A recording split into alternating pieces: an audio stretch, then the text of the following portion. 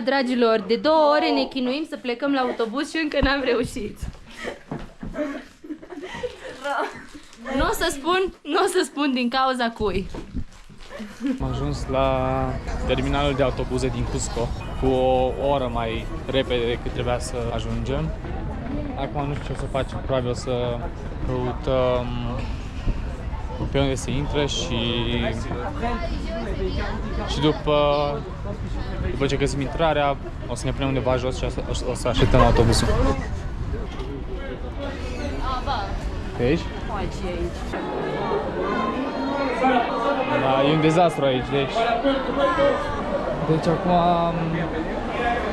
am terminat de vorbit cu ăștia de la agenție, ne-au dat niște bilete, ceva de genul arată. Și ne-au spus că trebuie să mergem la intrarea 2, care e acolo, rampa 0. Doamne, cu tururile ăștia. Nu știu, probabil o să ne așteptăm aici ceva timp și după aia o să intrăm, pentru că dacă trecem de porțile astea de aici, nu cred că o să mai putem intra după aia deloc. Deci o să stăm aici până, nu știu, jumătate de oră înainte să intrăm, la 8:30. Cred că da. Deci la 8:30 o să intrăm aici. Bun, ne vedem când ajungem la autobuz. Deci am ieșit afară ca să stăm și noi jos și să nu stăm în gălăgeasă de aici. S-a făcut o coadă aici la intrare și o harababură de nimeni nu știe cum intră sau cum iese. Fiecare intră 2-3 deodată, se mișcă aia, nici nu știu ce se întâmplă acolo. Da, deci e un dezastru complet. Și oamenii se calcă aici pe bagaje, pe... Stai, lasă-o, dacă... Bilete.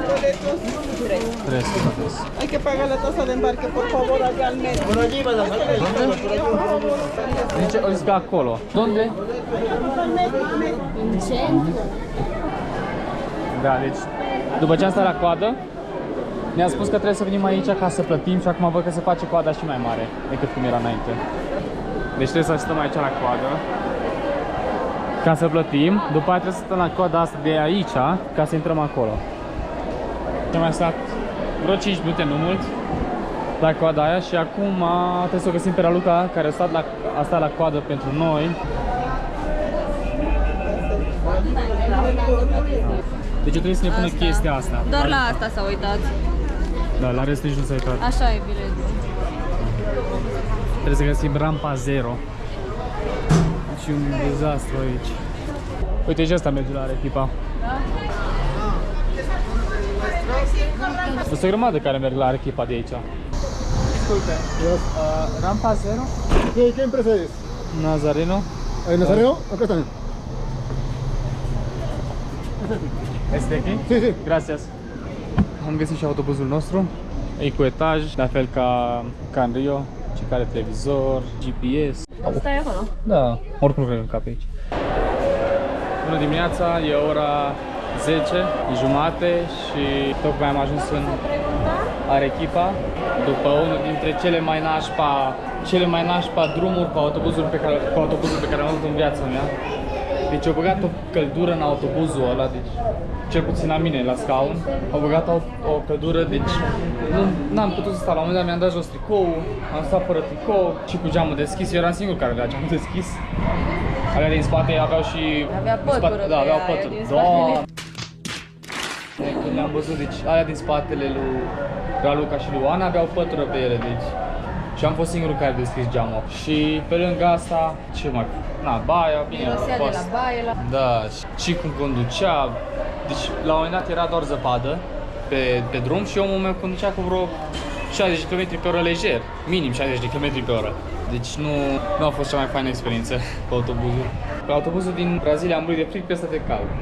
Și acum să luăm un Uber, să mergem la cazare, să sperăm că e gata camera, dacă nu ne lăsăm măcar bagaje sau stăm în lobby, ne încărcăm telefonul, GoPro, ceva și vedem după ce facem și ne vedem mai încolo.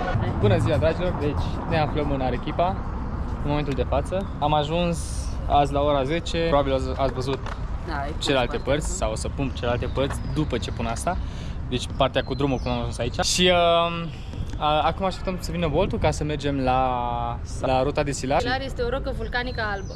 Bravo! Zici că am fost ceva. Ce? Zici că am fost ceva. Bravo! Bravo! Domn profesor. Mulțumesc.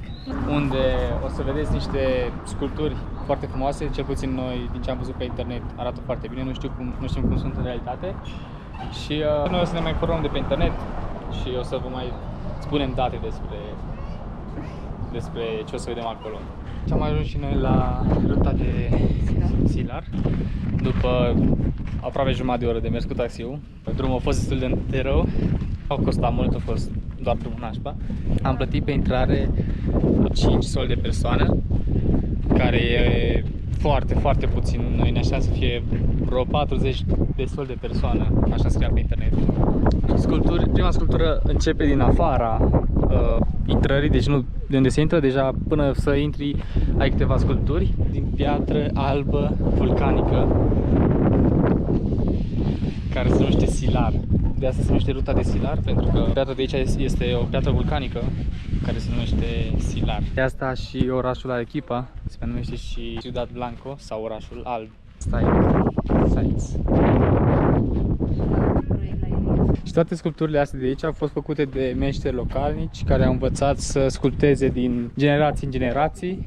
Unele sunt din cauza unor competiții pe care le-au avut, deci competiții de sculptură, pentru turism sau pentru, pur și simplu, există sculpturi religioase, adică au fost făcute pentru religie. Cum sunt și astea de aici, arată ca și cum ar fi sculpturi religioase, nu? Da, cei 3 magi. Și acolo era măgarul sau ce era acolo? Nu. Nu știu. Cred că e câine, dar nu știu tare. Da, deci, uite aici e măgarul. Da, și aici e sceneta lui nașterii lui Isus. Deci exact ca și Petra din Iordania arată aici. Bine, cred că e doar partea asta care arată așa, sau poate mai este și acolo, văd ceva. Aici este un aparat foto foarte mare și lângă e un aparat foto sculptat și lângă cred că se face și poze dacă vrei. Așa arată cărămizile de aici. Nu sunt foarte grele. Am zis că e Inglesia, deci trebuie să fie o biserică acolo. Da, uite, și avem Moșteciun. Aici e o piramidă și probabil ăla e steagul orașului lor. Aici ci că e o biserică, deci hai să vedem ce declară. Din nou nu mai am așa multă baterie, pentru că n-am când să încarc telefonul. Știi? Dar nu e nimic aici. Și țapă ne-am luat.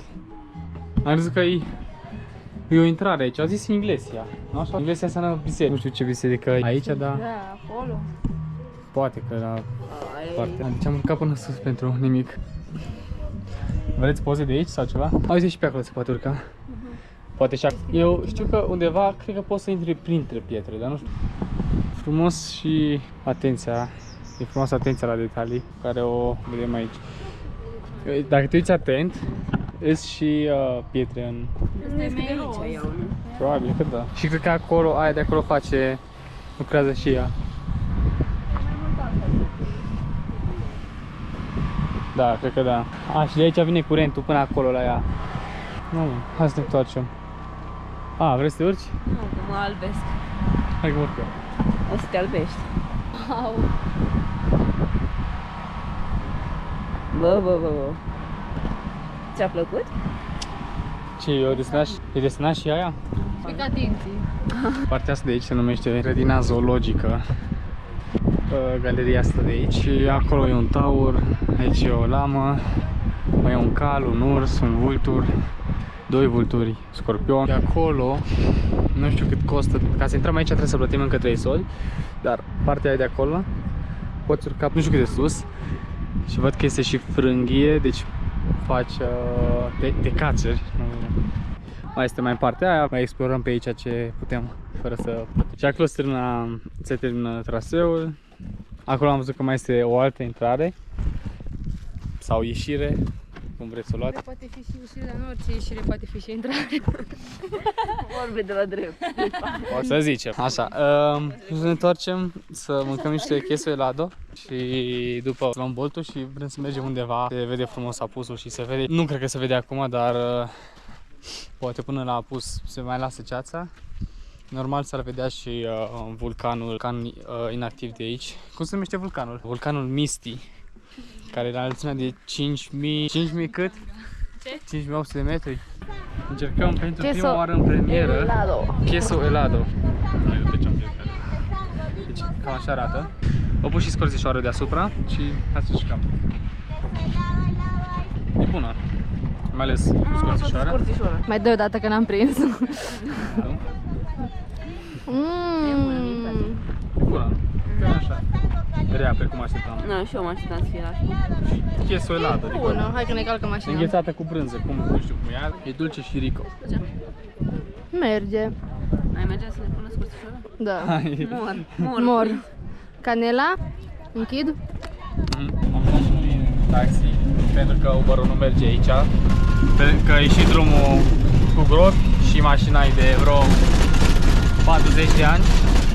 S-a dat în spate și s-a dat în față. Mi-a cerut cu vreo 10 sol mai mult decât Uber-ul, deci aia n-am avut ce face pentru că nu vine nimeni până aici cu Uber-ul pentru 20 de soli. Ca să ducă înapoi până în centru, care iară vreo jumătate de oră, o oră de mers cu mașina. Vedem dacă rămâne mașina întreagă până ajungem în centru. Bun, dragilor, deci am ajuns și în plața de armă asta, deci din Arequipa. Din câte vedem noi, cel puțin părerea mea, e printre cele mai frumoase centruri sau piețe de aici din America de Sud. Până acum chiar arată foarte bine. Avem catedrala Basilica de Arequipa în spatele meu, care e foarte frumoasă. O grămadă de oameni aici. Avem o diversitate naturală în centru, precum palmieri. Deci, după cum ziceam, are suprafață foarte mare și e foarte frumoasă, e plină de viață. Vezi copii care se joacă pe aici, care aleargă. Deci îți dă un feeling foarte frumos și te face să te simți într-un oraș din Europa, nu într-un oraș din America de Sud, cum am văzut până acum. Avem și o fântână în centru.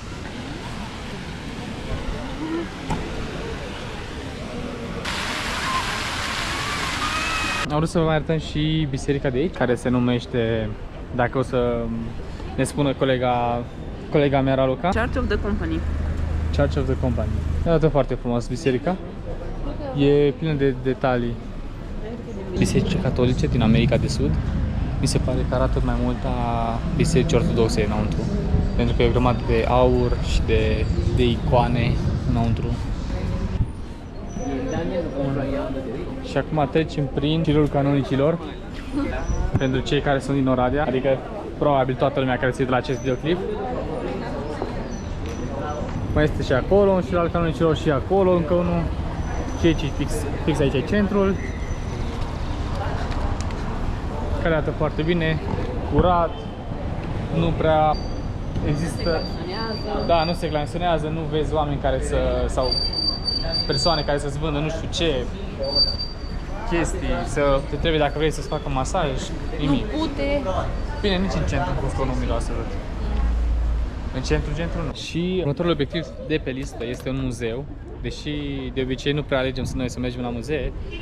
Am ales să mergem la asta pentru că în acest muzeu se găsește o mumie a unei fete din perioada incașă, care 1400 din 1423, care a fost sacrificată pentru că existau multe eruperi ale vulcanilor. În acea perioadă a fost sacrificată, iar a fost pusă să bea băutura lor cicea, morada. Și zis că aia se lasă să fermenteze. După aia, după ce fermentează, se bea și se duce pe munte, se îmbată și adorme din cauza altitudinii, nici nu are destul aer, adorme repede și moare în somn, cum ar fi. Deci pentru ei e considerată o moarte sacră. Așa s-a întâmplat și cu această fată, doar că corpul ei a fost păstrat perfect din cauza lavei și a cenușei de pe vulcan, care a căzut peste ea și care a mumificat corpul. Și nu știa că să putem filma înăuntru, de asta am filmat intro-ul ăsta afară. Probabil o să încerc să filmez o să încercăm să filmăm cu telefonul înăuntru, cel puțin fata aceea, și o să punem pe filmare. Tocmai am ieșit de la muzeu, a trebuit să ne luăm un ghid pentru că așa era obligatoriu, deci nu aveam cum fără ghid. Prețul pentru noi a fost, pentru că suntem studenți, 13 soli de persoană și ghidul au zis că nu e inclus și că îl plătim la sfârșit și ne-am mai dat încă 10 10 soli de persoane la sfârșit, la ghid. A fost destul de interesant ce ne-a povestit și el și oricum am fi plătit 25 dacă nu ne-ar fi acceptat. Din păcate nu ne-a lăsat să filmăm, deci am încercat eu să fac vreo 2 filmulețe așa pe ascuns, dar mereu era acolo.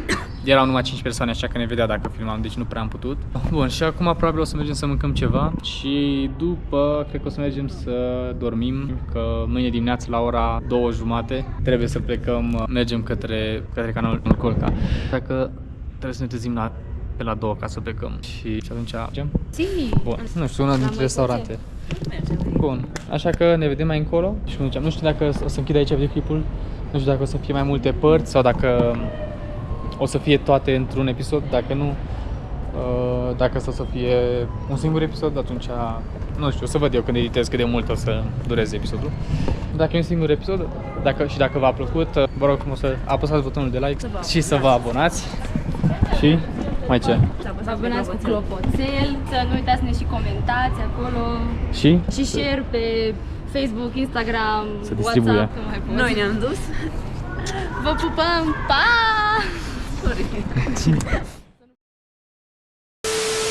În centru, precum palmieri. Am înghețat mielul câine în noaptea asta.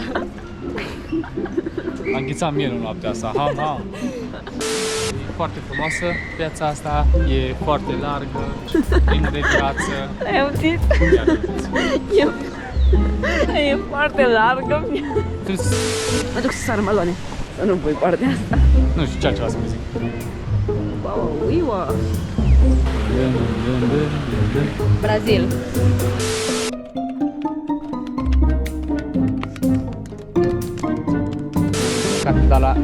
Catedrala